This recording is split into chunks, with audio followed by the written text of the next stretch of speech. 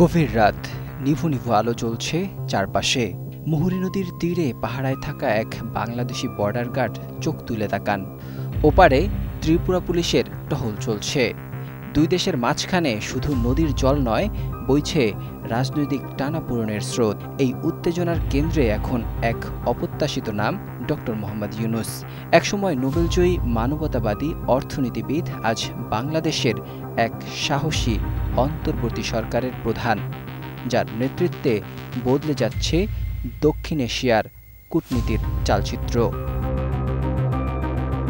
২০২৪ সালের বর্ষায় ভারতের হঠাৎ পানি ছেড়ে দেওয়ার ফলে নোয়াখালী, কুমিল্লা অঞ্চলে যে তাণ্ডব চালায় মুহুরী নদী, তার ক্ষত এখনও শুকায়নি। লাখো মানুষ আশ্রয় হারায়, ফসল নষ্ট হয়, আর ভারত ছিল নির্বিকার। সেই অপমানের জবাব যেন এসেছে এই মুহুরী বাঁধ নির্মাণের মাধ্যমে। এটি শুধু একটি পানি নিয়ন্ত্রণ প্রকল্প নয়, এটি এক কূটনৈতিক বার্তা। বাংলাদেশ আর আগের মতো নীরব নয়, বরং দৃঢ় কণ্ঠে বলছে, এই জল আমাদের, এই সিদ্ধান্ত আমাদের। ত্রিপুরার জনগণ এখন উদ্বিগ্ন। পানি বাড়ার আগেই রাজ্যের প্রতিনিধি দল সীমান্ত পরিদর্শনে ছুটছে। জরুরি বৈঠক হচ্ছে, মিডিয়ায় বিবৃতি দেওয়া হচ্ছে। কিছু গ্রামের মানুষ পানি পাত্রে মজুত করে রেখেছে। এনডিটিভি পর্যন্ত বলছে, বাংলাদেশের পদক্ষেপ সীমান্তে গভীর উদ্বেগ তৈরি করেছে। অন্তর্বর্তী সরকার একে অভ্যন্তরীণ প্রকল্প বললেও বিশ্লেষকরা বলছেন, এটি মূলত সার্বভৌমতার ঘোষণা। এই নীরব বিদ্রোহে নেই চিৎকার বা যুদ্ধের ঘোষণা, আছে পরিকল্পনা, আত্মমর্যাদা এবং নেতৃত্বের পরিণত কৌশল। ডক্টর মোহাম্মদ ইউনূস, যার রাজনৈতিক যাত্রা অনেকের কাছেই ছিল অপ্রত্যাশিত, আজ তিনি হয়ে উঠেছেন দক্ষিণ এশিয়ার কূটনৈতিক কেন্দ্রবিন্দু। তবে ভারতও বসে নেই। দক্ষিণ ত্রিপুরা সীমান্তে পাল্টা ব্যারিকেড তৈরির পরিকল্পনা চলছে।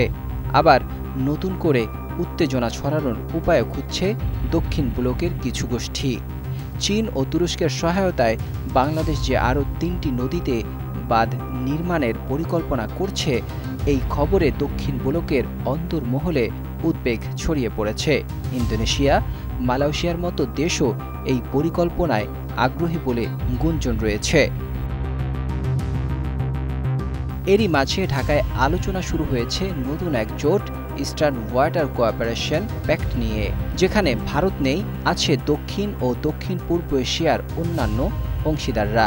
এটা বাস্তবে পরিণত হলে ভারত শুধু জল নয়, হারাবে বহু দশকের একক আধিপত্য।